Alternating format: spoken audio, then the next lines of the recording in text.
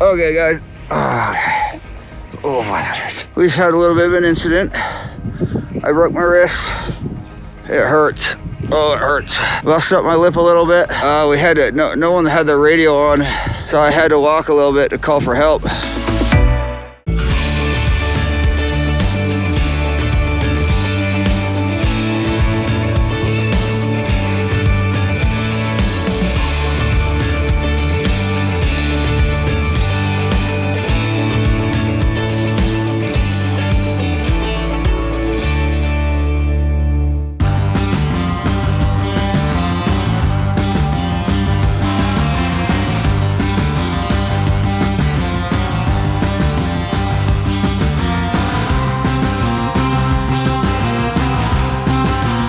Guys, we are up here, just Lindsay and I, and Kyle and Shannon. They're down there, somewhere down there. We're just teaching Lindsay the basics of snowmobiling here, about leaning, all right? Snowmobiling's about opposites. So if you want to turn left, you lean right. If you want to turn right, you lean left, right? So we are clear up here in beautiful Fairview Canyon. Not really a single soul around but us right now. Some tracks, right? But 9,000 feet. I think we're above 9,000 feet actually right now. Really? The kids are back at the cabin building snow ramps and snow caves and all sorts of fun things. While the adults are having a little adult time, a little double date, we'll call it out here on the snow machines. Being babysat by Turn and Kyle's brother. So having a good old time out here on a little bit of a double date. Lizzie, this is kind of legitimately your first time on powder, isn't it, or no? Other than the other time we came to their cabin. Yeah, it's called less than 3 times you've done this. Yeah, you really figured it out though, I think. Okay, this is kind of crazy. Kyle and Shannon and I are out here shoveling the roof. There's so much snow. We want to make sure that the snow isn't too heavy on the roof, but we are literally standing on the ground right next to the roof. This is the roof line right here. The snow is like 9 feet. We just stepped right out. In fact, to get here, we came through the 2nd-story bedroom window and just walked right off the roof. This kind of snow is insane. It literally is burying this cabin. Okay, guys. Oh my goodness. I don't know, I broke my ribs. So, Ava, you okay, honey? Yeah. Yeah, so guys, we just had a little bit of an incident. I broke my wrist. It hurts. Oh, it hurts. It's okay though. Busted up my lip a little bit. We had to, no one had the radio on, so I had to walk a little bit to call for help. Wave them down. It's a whiteout out here, so you really can't see much. And you really can't see this, but Ava and I jumped off of this little hill and landed right over here. Didn't really even see it, to be honest with you.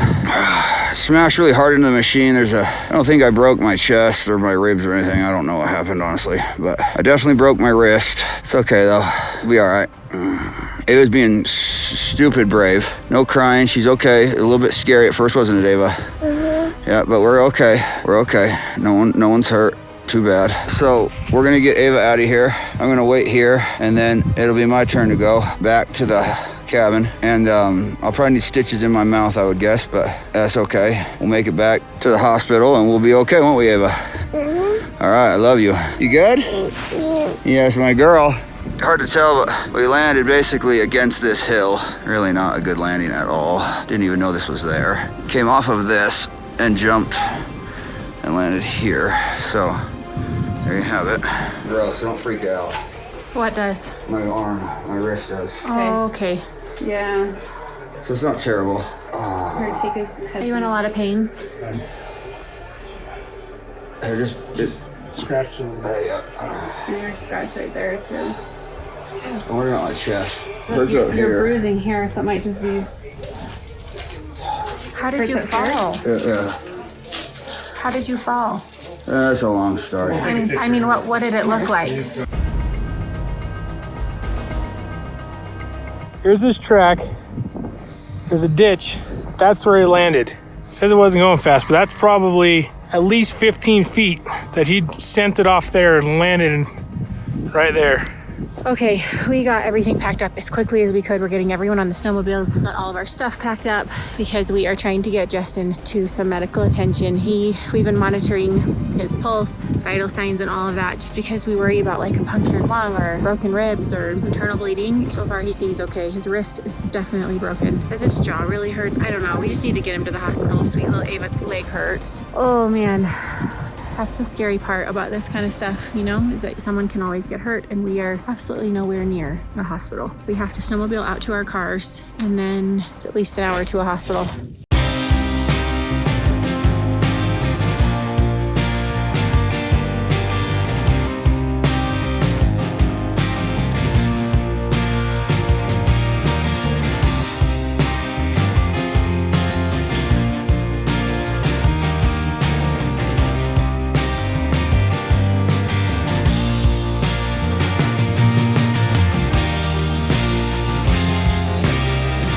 All right, guys, we've made it out, sort of headed now to the hospital. We're like, what, 2 hours away, Blake? Yeah, Hour and a half away, maybe.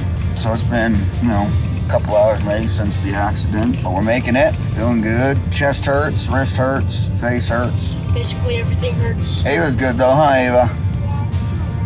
Her leg's a little sore, she says, but we'll see. And of course, right as we start to leave, it starts to snow. So we got ourselves a bit of a whiteout here. Blake's driving my truck because it's a little bit sketchy condition, so he's gonna drive it down. And Lindsay's in the other car.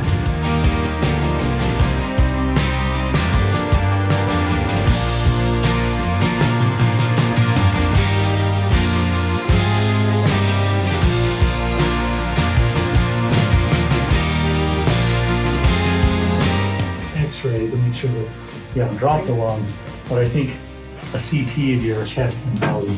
It's gonna be tough to get into that spot. I mean, your cheek, it's like torn open there, so it's just deeper pocket down in there. I knew it was because I was trying to eat a And then you probably feel something. You're just like, Oh, no, that feel it, hurts. keep your tongue way down in there. So obviously there's some action here. So let's get that X-ray, get the other ones going, and we'll figure out the jaw. When you bite down, everything feels okay now?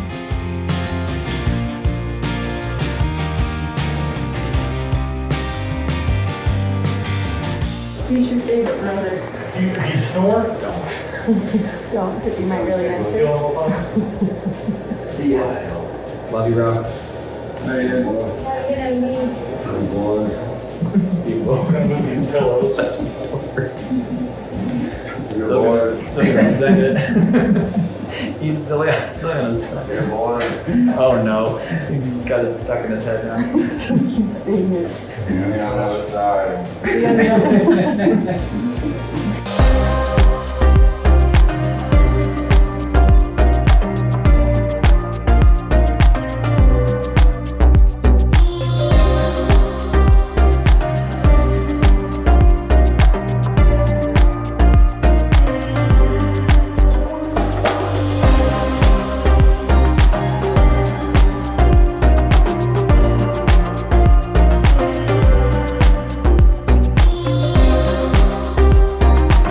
He's only got half of a smile.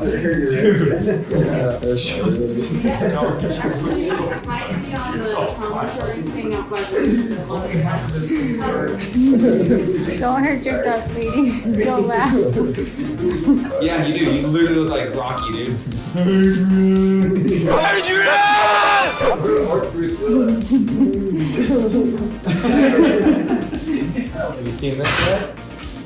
Did you see it goes a little bit past the wrist? I'm wondering what you think about that. Is it harder yet? It's because they had to do this thing all the way down. Goes to all the way to there. Oh, it wraps around dribble, that's why. So I didn't it's know this it was big gonna be so curving arm big. like that. And that will hold it in place. You're still taking last game off? You or somebody else, because you're not. All right, everybody, I'm back in the flesh. Lindsay's over here too. I think I'm still on drugs. So I have broken rib, which I kind of assumed. Broken wrist that probably is requiring surgery, they're saying, but we have to go to a specialist to see. I got how many stitches in my mouth? I actually don't know. 3 or 4, I don't remember. But they had to put me to sleep. So first they tried to reset his wrist without sedation. They just did like a local anesthetic, yeah. and they pushed pretty hard. They heaved and the 2 guys were like yanking and pulling and Justin was so tough, was just like breathing deeply. And then they couldn't get it to they move. did an x-ray and it hadn't moved. So they decided to sedate him so that they could really pull on it, and then said that as he's coming out of sedation, they can put the stitches in his mouth. So they put him to sleep, and they They pulled really, really hard. It was like hard to watch. In fact, at that point, all of his brothers were here. Brandon was here, Sean was here, Jared was here, Brittany was here, Mama Joe was here. The boys gave Justin a blessing right before he went under sedation, and then they were all here for when the emergency room doctor reset his wrist.